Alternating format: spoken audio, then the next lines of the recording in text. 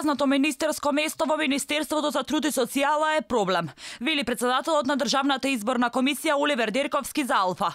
Тој вели дека празното место е резултат на пропусти во законот, но тие како комисија не можат тоа да го решат. Во законот за влада е регулирано дека во министерствата каде има технички министри и дополнителни министри е регулирано дека треба да има врзани потписи. Пишува доколку еден не е задоволен од кадровски, финансиски или слични одлуки, може да поднесе барање до Државната изборна комисија за истото да се разгледа или пак да поднесе тужба до Уставниот суд за дали некој акт е законит, но за да се постапи на тој начин лицето поднесител треба да има активна легитимација, а сега едно место е празно, но тоа е нешто кое не може да го реши Државната изборна комисија. Тоа е пропуст во законот, тоа е кога се прават закони со импровизација.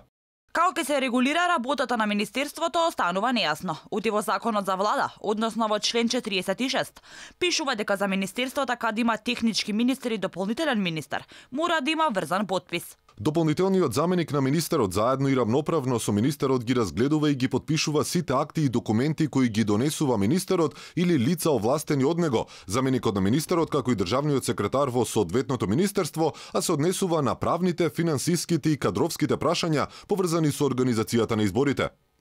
Ако актот или документот од членот 46, ставови 3 и 4 од овој закон е одбиен, тоест подпишан само од едното лице, се смета дека истиот не произведува правно дејство. Дали ќе настане проблем со тоа што едното место во Министерството за труд и социјала ќе остане празно? Е се поизвестно, со оглед на фактот дека ќе нема кој да биде првиот, односно вториот потписник. Собранието вчера се распушти, а местото на Мизрахи остана непополнето. Односно со Министерството ќе раководи сегашната дополнителна министерка Санела Шкриелј. А како ќе се регулира работата на Министерството без двата потписа останува нејасно.